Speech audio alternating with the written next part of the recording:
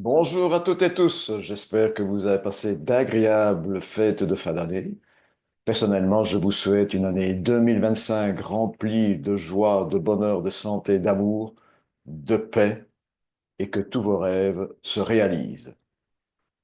Alors, pour moi, j'ai décidé que pour 2025, le thème sera le bien-être au travail, à la fois par rapport à sa vie privée et sa vie professionnelle.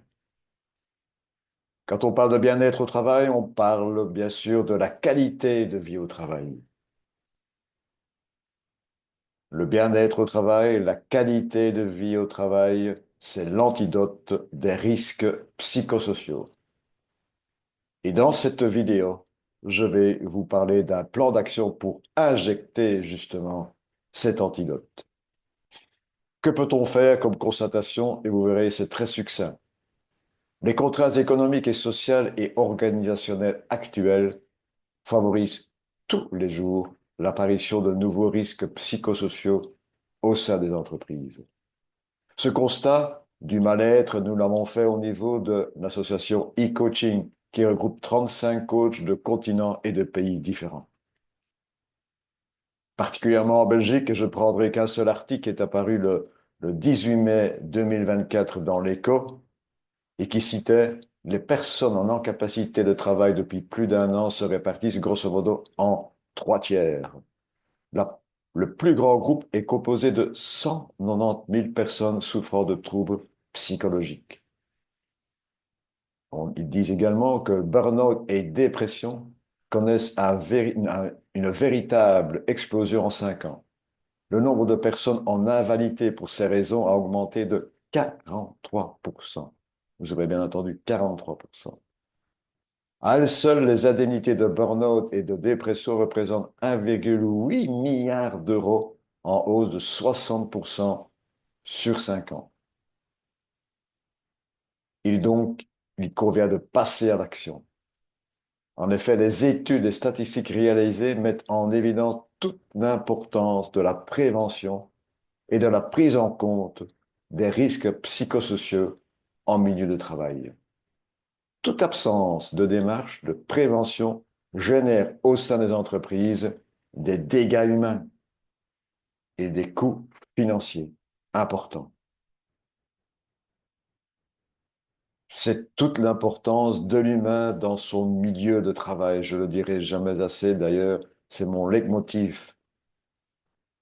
C'est de la qualité de vie au travail qu'il faut que l'on parle. Du bien-être au travail, ça doit être un défi majeur et c'est le mien et ça restera le mien et surtout en 2025. Passer à l'action, mettre l'humain au centre de nos préoccupations, s'il vous plaît. C'est là, c'est l'humain l'importance. Que peut-on faire, malheureusement, comme constatation par rapport à ça? Dans notre société, on assiste de plus en plus à une forme de déshumanisation, avec comme accélérateur la multiplication des technologies de l'information, le passage, malheureusement, du Covid, l'hybridation du travail, télétravail présentiel, l'urgence et toujours plus de performances économiques. J'insiste bien économique. On ne parle d'ailleurs jamais de performance sociale, ou très rarement. Passer à l'action, c'est mettre l'humain, comme je dis, au centre de nos préoccupations, l'interroger sur ce que représente pour lui le bien-être au travail, le solliciter, le responsabiliser dans l'élaboration d'un plan bien-être.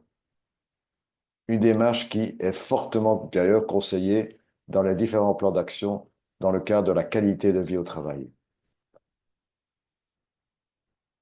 L'importance aussi du management de proximité. En effet, en matière de fatigue professionnelle, de mal-être, les managers et surtout ceux de proximité ont un rôle essentiel à jouer.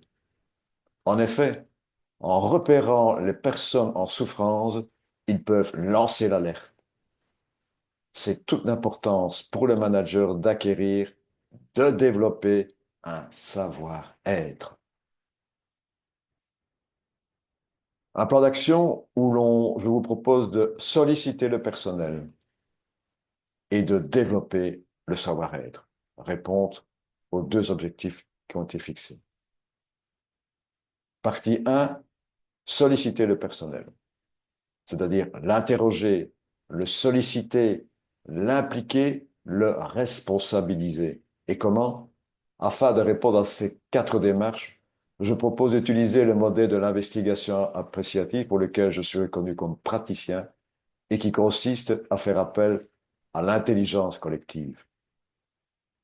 Comment se déroule cette démarche participative? 1. On choisit un sujet. Exemple banal, mais enfin, le bien-être sur votre lieu de travail. 2. On désigne un comité de pilotage, pas trop nombreux, mais suffisamment représentatif par rapport au sujet. 3.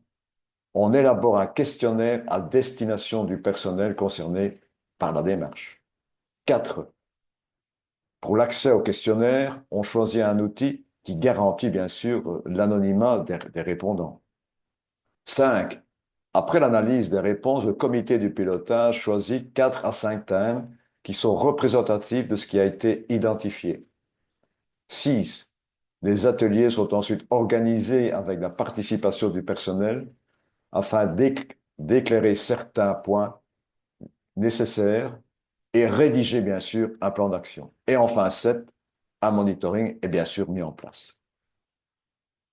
Cette manière de procéder garantit, et je vous assure par expérience, un taux de réussite que l'on pourrait qualifier de 100%, puisqu'il implique le personnel, c'est lui, bien sûr accompagné, il va de soi, qui sera en finalité responsable des propositions qui ont été arrêtées.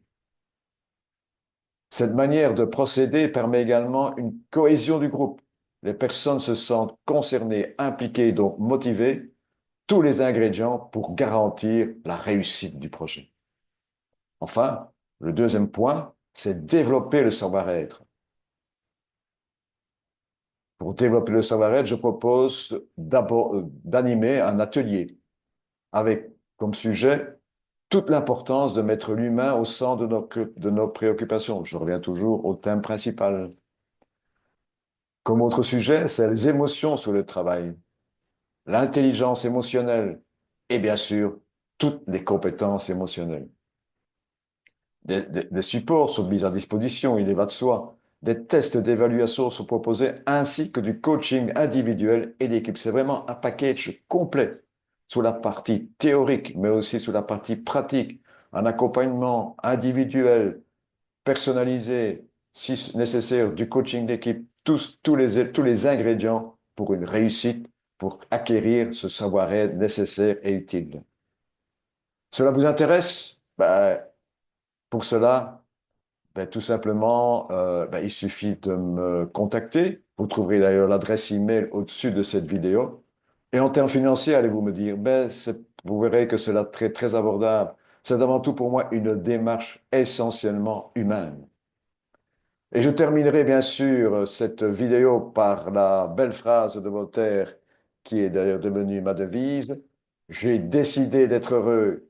C'est bon pour la santé. Merci de votre écoute et surtout, à la prochaine!